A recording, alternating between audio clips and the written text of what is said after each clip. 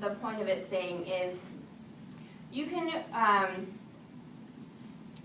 try to have all these things in common and try to work through, like have better communications and all that, all those skills.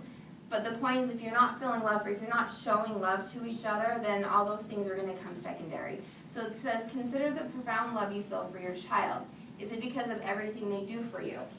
No, you created that love. It's a result of everything you do. In the same way, you control the love you experience in your marriage. Love is a verb. It's something you do. So I was thinking about it because you probably have more of a love for your children than maybe for your parents, even though you love your parents very much. And your parents did everything for you, but you do everything for your children. So it's saying the more that you give and the more love that you show to your spouse, instead of sitting there waiting for them to show you love, the more love that you're going to have for them. Let's see here. Is your notes going to leave me in the middle? Hold on. It talks a lot about, it says that some people say, you know, their spouse has changed and all that over the years and they aren't the same person, but it says most people don't actually change too much. We might change hobbies a little bit, interests, our bodies might change a little bit, things like that, but who we are, our actual soul stays the same. It says it's kind of like we're, like our character versus our soul, a CD player versus the CD. The CD can change, but your actual soul stays the same. So you connect to their soul, not to their character. So there's a lot of how-tos, which I'm going to talk about really quick.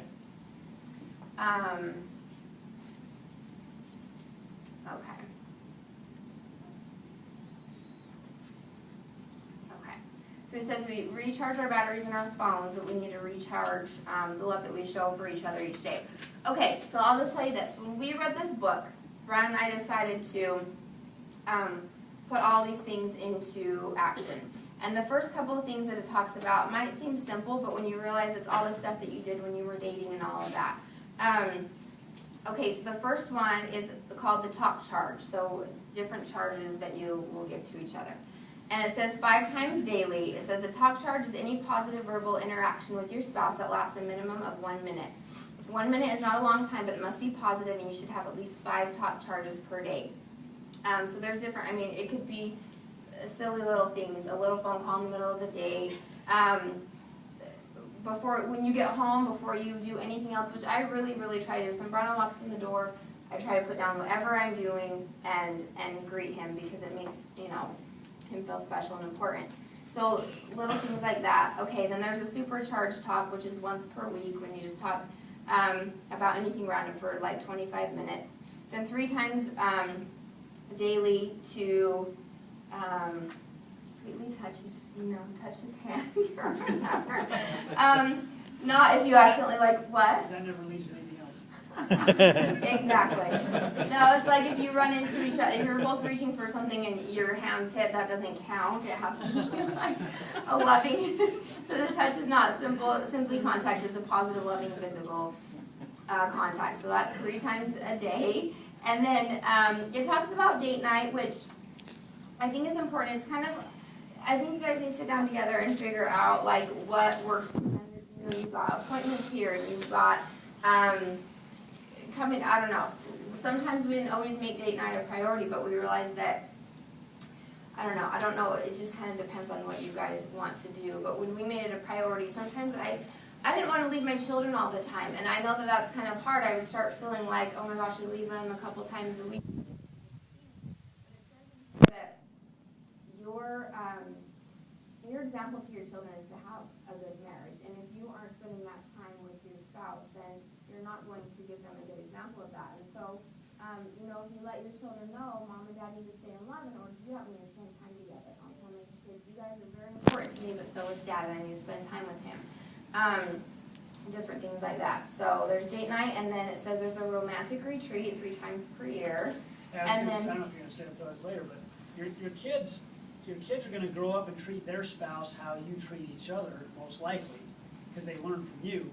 So if you show that your spouse is a priority, date night, for example, is a priority, then are you going to talk about that? Sorry. Yeah, no, it's okay. Yeah.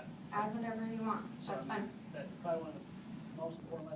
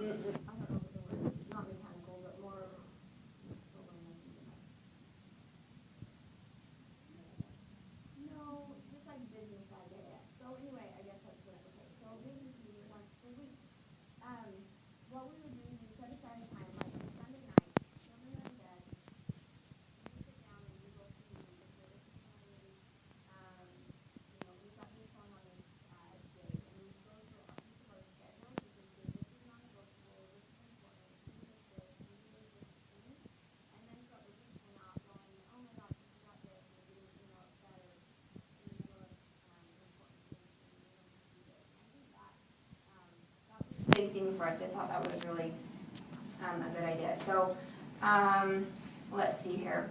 It goes through a whole bunch of different things, and it says it takes a total of 302 hours to implement this program, and there are like 8,700 hours in the year. So it's like putting 3% of your time to make this a high priority.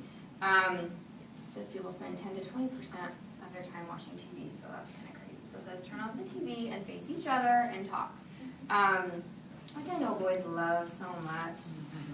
I try to keep my stories short, because girl don't tell every detail and Brown's all, and what's the point again? Like, I just want to tell you stories. It's not just me. Is that normal, guys? What? Is that normal? Even during an action movie. Okay, so just a couple little things that I think it's important. I was looking around from the back of the room and noticing that pretty much everyone is sitting next to their spouse. I think sometimes when we get in the meetings, one thing that Brian and I would do is sometimes I'd be over here and he'd be on this, being up here, and he'd go over there, and he'd be all over different places. And now we make it a point to always sit next to each other, holding hands. I know it seems so silly, but just doing those things, holding hands in the car and that kind of thing. Walk together at events. When we're at events together, sometimes it'd be like he's 10 feet in front of me and I'm trying to catch up to him, and I think if you're together, those kinds of things make a huge difference, and they're very simple little things. Let's see here. We always said that we wouldn't drive to appointments with somebody of the opposite gender just because we didn't want to. We want to show respect for each other and for the person that you're training, for their spouse as well. So even if it's more convenient to ride together, I think it's worth it to have them always meet you at the appointment, just so there's no problems and just full respect for both spouses. Something that we kind of still have to work on, that, you know, where it's always a work in progress, is like Brian is home. He works from home a lot. So sometimes he's working, but he's home, and we're like, okay, are you working? Are you here? What's going on? And you have to, so he'll be texting, you know, he's working, and then he's just like, hey, he's there, and I'll start talking to him, and I'm not going to answer him, or he's thinking that I'm helping you guys. And I had to stop and realize that he was doing that. Now that I'm on his phone, he was responding to me. He was working. So, okay, I will start now, so when he's done, if he has a thought, he's working.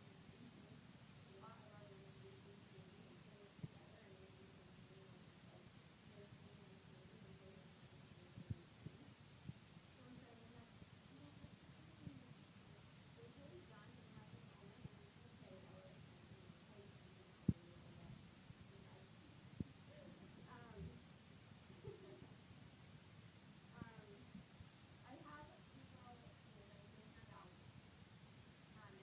of first assessment, just different things to true or false, and rate yourself if you're out of shape, average, or a marriage fitness champion. So I'm going to pass it out in just a minute.